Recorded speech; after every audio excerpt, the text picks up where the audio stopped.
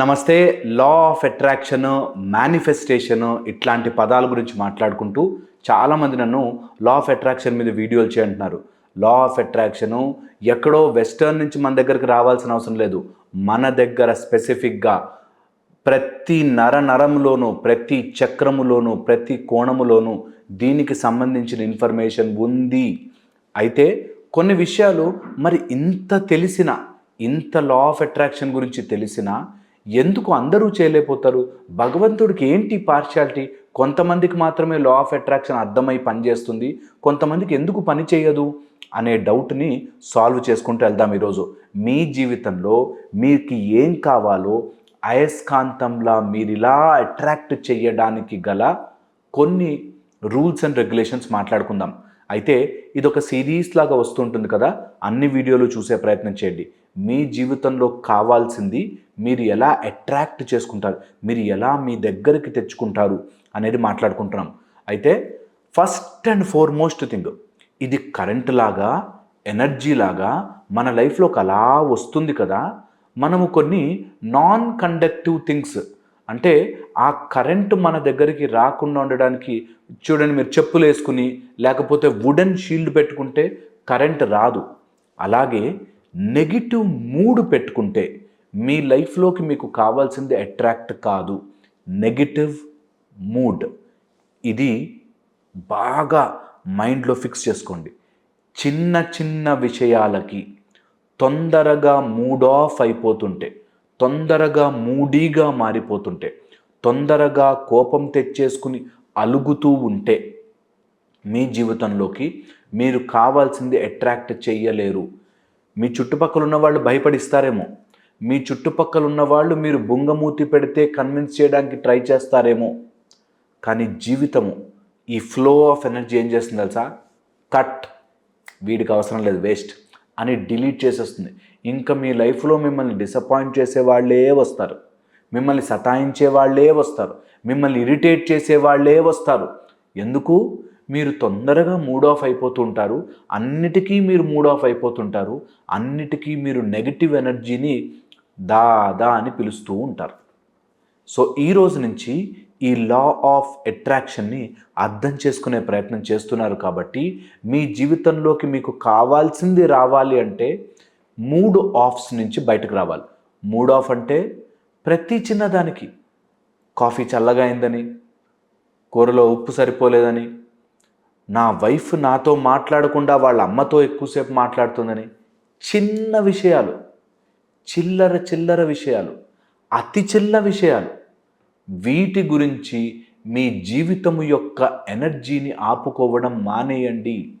కోడలు గౌరవం ఇవ్వట్లేదని, కూతురు మాట వినట్లేదని, కొడుకు నేను చెప్పినట్టుగా చెయ్యట్లేదని, ఏదో రకంగా అన్నిటికీ మూడ్ ఆఫే, అన్నిటికీ అలిగిపోవడమే, అన్నిటికీ కోపం తెచ్చుకోవడమే. ఇలా ఉంటే నెగిటివ్ ఎనర్జీ ఒక పెద్ద షీల్డ్ లాగా మీరు అడ్డుపెట్టి మీ జీవితంలోకి ఏదీ రాకుండా మీరే ఆపుకుంటున్నారు. ఎంత ప్యాటర్న్డ్గా తెలుస్తుంది తెలుసా? నాకైతే అప్పుడప్పుడు వాళ్ళ జీవిత చరిత్ర రికార్డ్ చేసి చూపించాలనిపిస్తుంది. దట్ ఎంత క్లియర్గా కోరుకున్నారో చూడండి. మా నాన్న నన్ను చిన్నప్పటి నుంచి తిట్టి కొట్టి మా అమ్మని టార్చర్ పెట్టేవాడు సార్, అందుకని నా జీవితంలోకి ఎవడొచ్చినా సరే నన్ను బాగా చూసుకునే వాళ్ళు రావాలి అనుకున్నాను, కానీ నా మొగుడు ఇలా వచ్చాడేంటి సార్ అనేవాళ్ళు ఎంతమంది ఉంటారో. ఓకే, మా నాన్న నన్ను చాలా బాగా చూసుకున్నాడు, నా లైఫ్లోకి వచ్చే ఆయన ఇంకా బాగా చూసుకోవాలి, నాకు చిన్నప్పటి నుంచి ఇలాగే అలవాటు ఉంది అని అనుకునే వాళ్ళ లైఫ్లోకి ఎంత దారుణమైన వాళ్ళు వస్తారు. ఎందుకు తెలుసా? మా నాన్న బాగా చూసుకున్నాడు, వచ్చేవాడు బాగా చూసుకోడేమో, నేను జాగ్రత్తగా మెజర్ చేసుకొని చూడాలి అనే మైండ్ సెట్లో ఉంటారు. ఎన్ని రోజులైతే మనము ఆ భయము లేకపోతే ఆ మూడ్ ఆఫ్ వీటిలో బ్రతుకుతూ ఉంటామో మన చుట్టూ ఒక షీల్డ్ అడ్డుపడిపోయి ఎప్పుడూ మన లైఫ్లోకి పాజిటివిటీని రానివ్వదు. ఈ షీల్డ్ అడ్డు పెట్టుకోవడం, ఈ negative mood of, mood swings, నా మూడ్ బాలేదు, నాకేంటో అది మూడీగా అనిపిస్తోంది అనే దాంట్లోకి వెళ్ళినన్ని రోజులు మీ జీవితంలో నెగిటివిటీని అట్రాక్ట్ చేస్తూనే ఉంటారు. అంటే ఎవరిని ఏదైనా అంటే మేము ఒప్పుకోకూడదు, ఒప్పుకుని తీరాలా, మేము వాదించకూడదా, చెప్పకూడదా అని వెంటనే ముందుకొచ్చేస్తారు. వెంటనే డైలాగులు వచ్చేస్తాయి. నా దగ్గర ఎంతమంది క్లయింట్స్ వస్తారో వాళ్ళందరూ చెప్పే మాట, అంటే వాళ్ళు ఏమన్నా మేము పడుండాలా సార్ అని. ఈ మాట బాగా గుర్తుపెట్టుకోండి. మూడ్ ఆఫ్ అవ్వడము, జీవితంలో పోరాటాన్ని ధైర్యంగా ఎదుర్కోవడము రెండు వేరు. అన్నిటికీ అలిగి కూర్చున్నంత మాత్రాన మీకు వచ్చే లాభమేం లేదు కదా. మీ లైఫ్లోకి ఇంకా కొత్త కొత్త సమస్యల్ని మీరు దారి తెరిచి ఓపెన్ చేసి లోపలికి ఆహ్వానిస్తారు. సో దానికంటే చేయగలిగిన ఈజీ పద్ధతి ఏంటి తెలుసా? ఈ విషయం కోసం నా ప్రశాంతత ఎందుకు కోల్పోవాలి, ఈ విషయం కోసం నా నా జీవితంలో ఉండే నా ఆనందాన్ని ఎందుకు నేను వదులుకోవాలి? ప్రాబ్లమ్ ఈజ్ దేర్, ఉండనియండి. నేను మాత్రం నా వైబ్రేషన్, నా ఫ్రీక్వెన్సీ, నా ఎనర్జీని నేను మార్చను. నేను కావాల్సిన దాంట్లో వైబ్రేట్ అవుతూ ఉంటా, ఎనర్జీని అట్లాగే ఉంచుకుంటా. నేను ఎనర్జీని కాపాడుకుంటే ఈ సమస్య అలా వెళ్ళిపోతుంది. లేదు, ఆ సమస్యని నేను పట్టుకుని కూర్చుంటే మన జీవితం ఎండ్ అయిపోతుంది. ఇంకా మనకు కావాల్సినట్టు ఉండదు.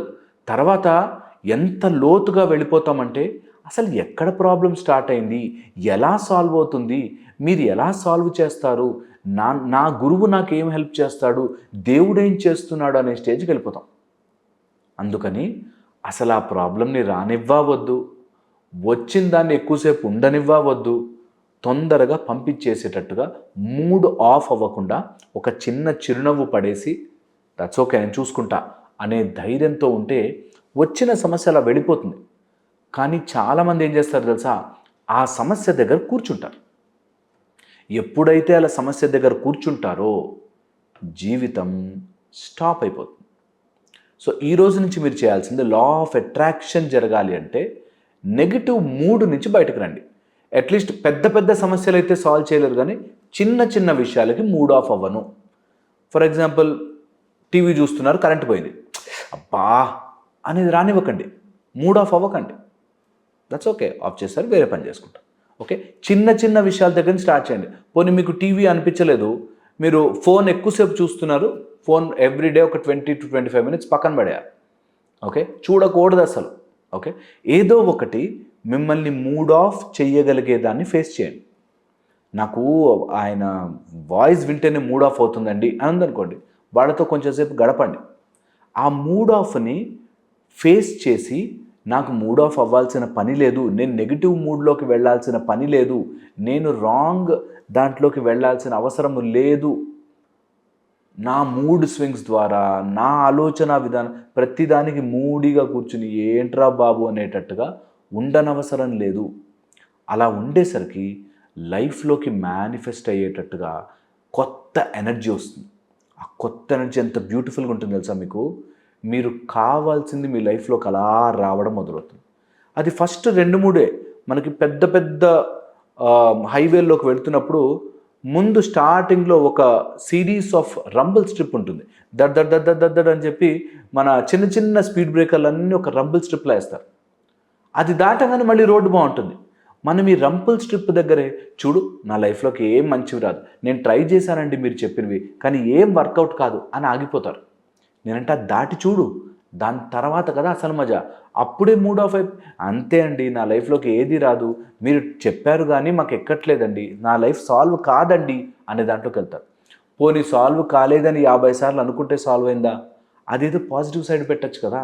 సాల్వ్ అవుతుంది అని 50 సార్లు ప్రయత్నించవచ్చు కదా. మనిషికి కేవలం ప్రయత్నించడం మాత్రమే ఉంది, బాధపడే హక్కు లేదు. అందుకని దాన్ని పక్కన పెట్టేసి నెగిటివ్ మూడ్లోకి వెళ్లకుండా పాజిటివ్ మూడ్ మెయింటైన్ చేయండి, పాజిటివ్గా ఉండండి. ఇది ట్రై చేయండి, మీ లైఫ్ డెఫినెట్లీ చేంజ్ అవ్వడం స్టార్ట్ అవుతుంది. నెగిటివ్ మూడ్కి అడ్డుపడేది కేవలము ఈ యూనివర్స్ యొక్క బిగ్ పిక్చర్ మీకు అర్థం కాక, ఈ సృష్టి మొత్తం మీకోసం పనిచేస్తూ ఉంటుంది. మీరు మూడ్ ఆఫ్ అవుతున్న కొద్దీ, మీరన్నిటికీ అలిగిపోతున్న కొద్దీ, మీరన్నిటికీ కోపం తెచ్చుకుంటున్న కొద్దీ ఈ యూనివర్సల్ ఫోర్స్ని తోసేస్తున్నారు పక్కకి. నిజంగా ఇంత సృష్టి మీకోసం పనిచేస్తుంటే చిన్న మూడ్ స్వింగ్ని ఆపుకోలేకపోతే ఎట్లా? ట్రై చేయండి నా మాటగా. ఒక 41 days 60 days ప్రయత్నం చేయండి. మీ వైఫ్ ఎన్ని మాటలు అంటున్నా ట్రై చేయండి, మీ హస్బెండ్ ఎంత అంటున్నా సరే నా మూడ్ పాడు చేసుకోను, నేను హ్యాపీగా ఉంటా, నా మూడ్ పాడు చేసుకోను అని ట్రై చేయండి. చూడండి ఎలా చేంజ్ జరుగుతుందో. మీరు ఖచ్చితంగా కింద నా కమెంట్లో చెప్తారు, సార్ 60 డేస్లో జీవితం మారింది అని. ఖచ్చితంగా మారుతుంది. ట్రై చేయండి, పోయేదేముంది కదా. సో మీరు కనుక అట్లా మేనిఫెస్టేషన్ వాటి గురించి ట్రై చేస్తుంటే, లా ఆఫ్ అట్రాక్షన్ గురించి ట్రై చేస్తుంటే, నేను మీకు బోలెడని వీడియోస్ చేస్తాను. ఫాలో అవుతుండండి. Thank you so much.